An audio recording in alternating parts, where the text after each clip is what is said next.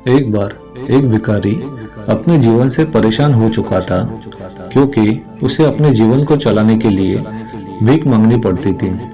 उसे हर चीज के लिए भीख मांगनी पड़ती थी। इसी बात को लेकर वह दुखी रहता और दिन भर यही सोचता कि उसके जीवन में बदलाव कैसे आएगा। यह सोचकर वह निराश हो जाता। वह हर दिन देखता कि बहुत सारे लोग निराश होकर आंखों में आंसू लिए विभिन्न चिंताओं से परेशान लोग गौतम बुद्ध की तरफ जाते और वापस लौटते समय वे लोग बहुत खुश होते। वह भिखारी यह नहीं समझ पा रहा था कि गौतम बुद्ध के साथ ऐसा क्या करते थे कि बेहद खुश हो जाते थे। वापस लौटते हुए लोगों के हाथों में ना ढेर सारा पैसा होता था, ना ही सोने चांदी। तो फिर ऐसा क्या होता था कि लोग बुद्ध के पास लौटते वक्त कितना खुश हो जाते थे। यह सब सोचकर वह भिखारी भी निर्णय लिया कि वह भी महात्मा बुद्ध के पास जाएगा और देखेगा ऐसा क्या हो रहा है वहाँ पे कि दुखी लोग उनके पास जाकर भी खुश हो जाते हैं। वह बुद्ध से मिलने के लिए उनके पास चला पड़ा। जहाँ गौतम बुद्ध थे वहाँ बहुत लंबी कतार लगी हुई थी, तो वह भिखारी भी कतार में लग गया।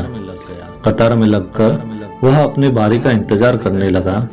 देखते ही देखते उसकी बारी आई और उसने बुद्ध से कहा, बुद्ध, मैं बहुत गरीब हूँ, मेरे पास कुछ भी नहीं है। मुझे अपना जीवन चलाने के लिए दूसरों से भीख मांगनी पड़ती है। अब आप ही बताइए कि मैं अपने जीवन को कैसे बेहतर कर सकूं। यह सब सुनकर बुद्ध ने कहा, तुम गरीब नहीं हो, तुम्हें ऐसा लगता है क्योंकि आज तक तुमने कभी किसी के लिए कुछ भी नहीं किया, ना ही तुमने कभी किसी को दान दिया है, ना ही तुमने दूसरों के लिए कुछ किया है।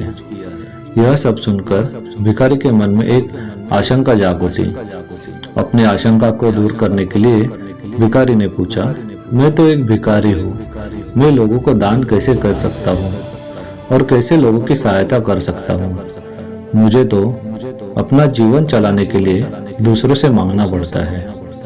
यह सब सुनने के बाद गौतम बुद्ध थोड़ी देर तक चुप रहे और फिर बोले, तुम्हारे पास हाथ है जिससे तुम लोगों की सेवा कर सकते हो और दूसरों का भला भी कर सकते हो।